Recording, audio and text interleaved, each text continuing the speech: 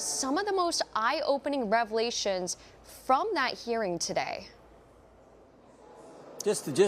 How big this operation was and for how long it had went. One of the witnesses was a member of the legislature there, and he said this has been 15 years in the making. Various programs in Minnesota that were ripping off the American taxpayer. I mean, it's amazing to me when you look at the number of agencies, federal agencies involved. You had Housing and Urban Development, Department of Agriculture, Health and Human Services, Department of Education, Small Business Administration. You had all these agencies that were involved, and they were all had programs where federal tax dollars was going out, and it wasn't being used how it was supposed to be, just taken by these fraudsters. And the program I think was the most egregious is probably this Feeding Our Future program, where they said they were giving meals to children when in fact they weren't. They were just sticking the money, your tax dollars, your viewers' tax dollars, the people I represent in the 4th District of Ohio, their tax money, just stick it in their pockets, buying all kinds of crazy things. So that's how bad it was.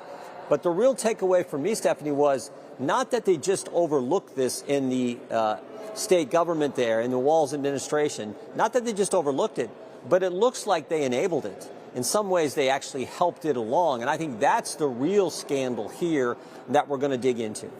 And we even heard from one of the witnesses saying that she felt intimidated when she called some of this out, which leads me to my next question, because Governor Tim Walz and State Attorney General Keith Ellison have been called to testify next month before the Oversight Committee. What's your message to them? What are you hoping they will answer?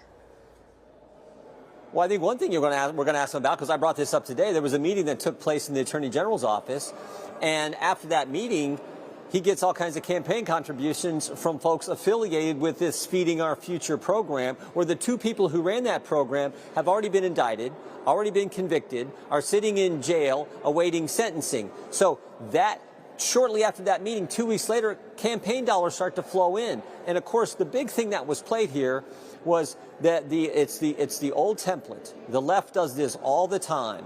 The left will tell a lie. Oh, we're feeding kids with American tax dollars, when in fact that wasn't the truth. The left will tell a lie, big media will assist in the lie, and then when you bring forward the truth, they call you a racist. And that's exactly how it played out here, because the people at the top of this Feeding Our Future program, they said, oh, if you don't keep the money flowing to us, we're gonna go to court and we're gonna claim racism, that this is racial discrimination against us. We're gonna claim that.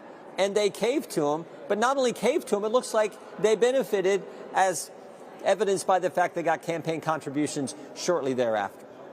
And of course, this all comes as there was an ICE-involved shooting in Minneapolis today. DHS says they released a statement that one of the rioters attempted to run over law enforcement, prompting the officer to fire, which left the rioter deceased. But then you have Minneapolis Mayor Jacob Frey, who held a press conference. He's disputing this claim, using expletives to tell ICE to get out of Minneapolis. What is your reaction to all of this? Well, it's tragic what happened to this individual, but, God bless our law enforcement agents and personnel all over the country.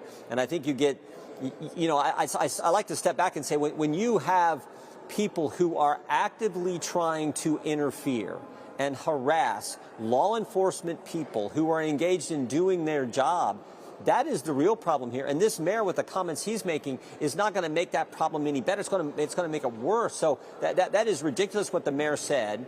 But I think the real takeaway here is this environment that's been created by the left.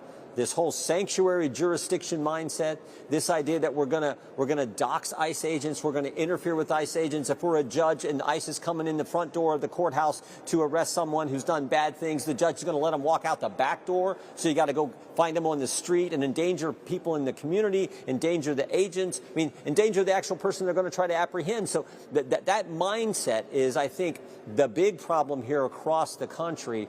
And of course, we saw it. Saw what happened in this tragic situation in Minneapolis today.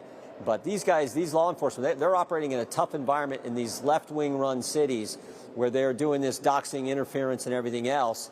And we saw that, I think, play out in Minneapolis. For all our viewers asking where One America News is heading in the future, we would like to introduce you to OAN Live. OAN Live